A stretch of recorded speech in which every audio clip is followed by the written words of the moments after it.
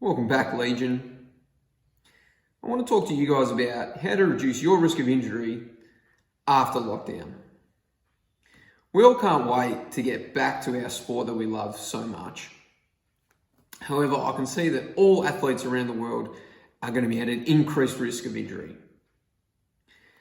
There are many different factors that go into an injury occurring, but one that really stands out is deconditioning.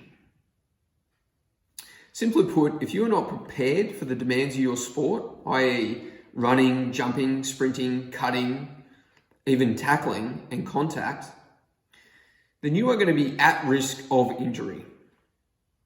If an amateur athlete were to skip the semi-professional ranks and jump straight into elite level sport, they would really struggle, not only from an athletic standpoint just to keep up, but to even just to stay within those realms, they would have to be extending themselves physically. This extra physical extension could lead to excessive fatigue, and excessive fatigue is a high risk factor for injury.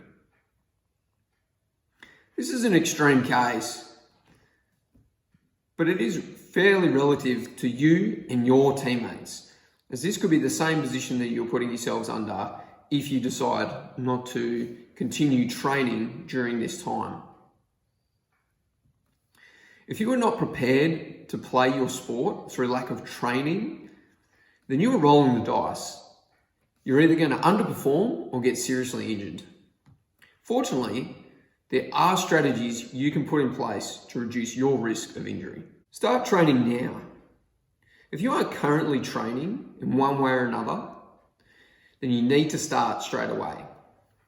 It doesn't have to be perfect. In fact, it's probably not going to be perfect.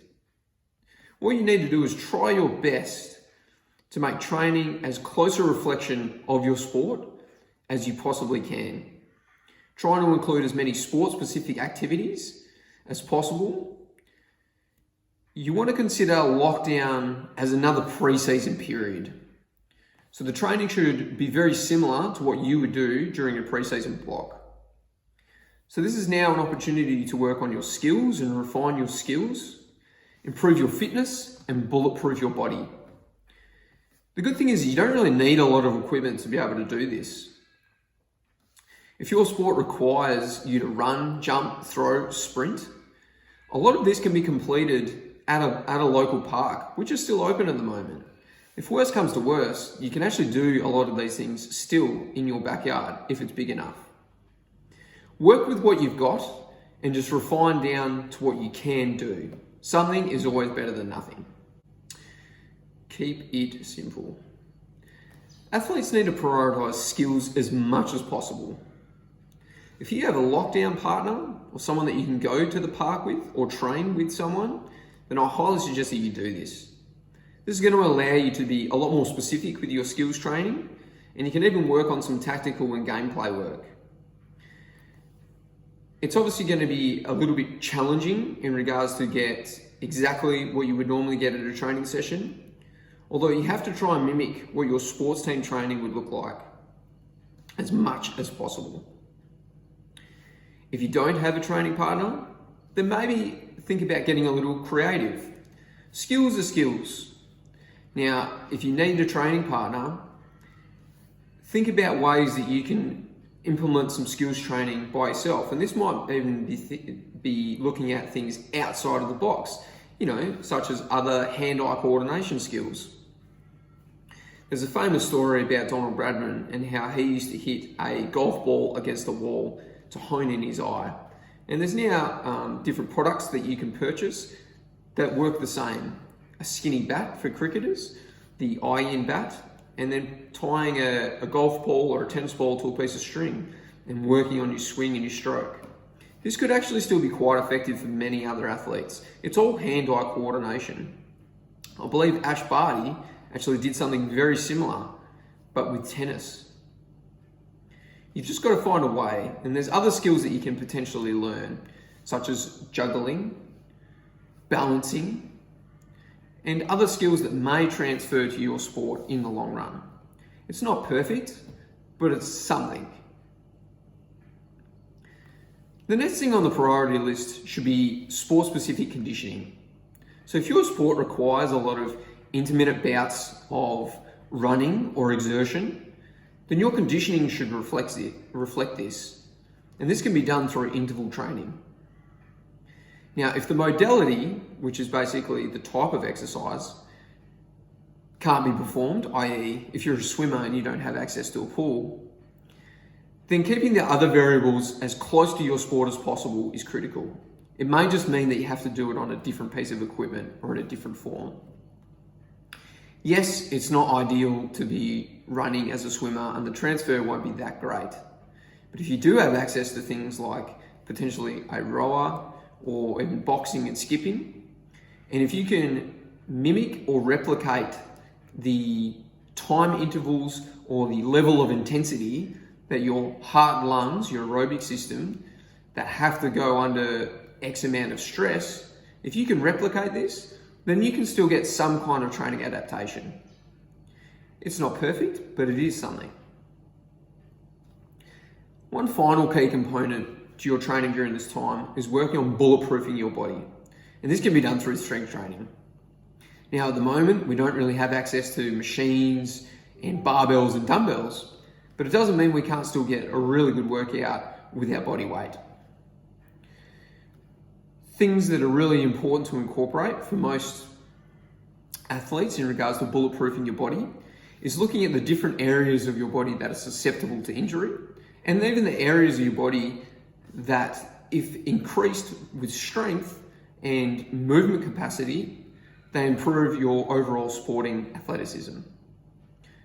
So things like planks, push-ups, glute bridges, hamstring bridges, and plyometrics, all very critical. The good thing about this is you need almost next to no equipment except for your body weight. You can also get a little bit creative with external loads. Find things around your house that you might be able to use, such as bricks, books, a backpack filled with bricks or books. Anything that you can kind of lift and create an external load. You can also use different things such as tempos, so slowing the movements down, and just working on your movement efficiency on a whole. If you do have access to weights, then that's great. Use them to your best ability. The main point is that you're doing something. Slowly progress your training loads. One thing about the risk of injury is that it can often come after a period of detraining or deconditioning, which unfortunately is going to be the case for all athletes around the world. Even if you have been training, it's obviously not going to be to the same level or intensity as what you were before. One way to mitigate this though is to progress slowly and at least be close enough. You are going to be running the risk if you do nothing and then try to train as hard as you can in a very short period of time to get your quote unquote fitness back up. Now, we're not sure how long this pandemic is going to last, so it is hard to determine how long you're going to have to be training in these restricted ways. However, what we do know is that you need to be physically prepared at some point where the restrictions are going to be dropped, and it's likely going to be a 2-week or so period where you're going to have a chance to prepare. Now, 2 weeks to prepare is not going to be anywhere near enough. So your goal during this period of time should be at the point where you are 90% prepared for sport to return. If you are at least at a 90% capacity, you know that within 2 weeks you can probably get yourself back as close as possible to that 100% capacity. Remember, it's going to be relative, as most other athletes are in the same position as you. So you don't need to be the best you've ever been, but you just need to be in good enough shape to compete with your opponents. Considering we don't know how long lockdown is going to last, it is important to start slowly and build your way up. There's no point trying to break records right now and flogging yourself. You can run the risk of overtraining or peaking too early, so that when the time comes, you're not necessarily over-prepared, but that you're actually overdone, and that when you return to sport, you'll actually be in an excessively fatigued state. So it is this kind of Goldilocks principle of fine balance. You need to do enough to keep yourself going and slowly progress over the next few weeks. We could potentially have anywhere between another 8 and 12 weeks before we can return to sport. So ideally over the next 8 to 12 weeks, you want to work yourself up towards that 90% range. And like I said before, if you can get close to that 90% and there's anywhere between 2 and 4 weeks to go, you're actually going to have enough time to get yourself into match ready state. The uncertainty at the moment is the worst part. It is hard to know what to prepare for and how to be prepared. However, start now. Start doing something, because something is always better than nothing. Start slowly and try and make as much progress as you can over the upcoming weeks. You'll at least be somewhat prepared and reducing your risk of injury compared to those who decide that they want to take a hiatus for a long period of time and return with very minimal training. The choice is up to you.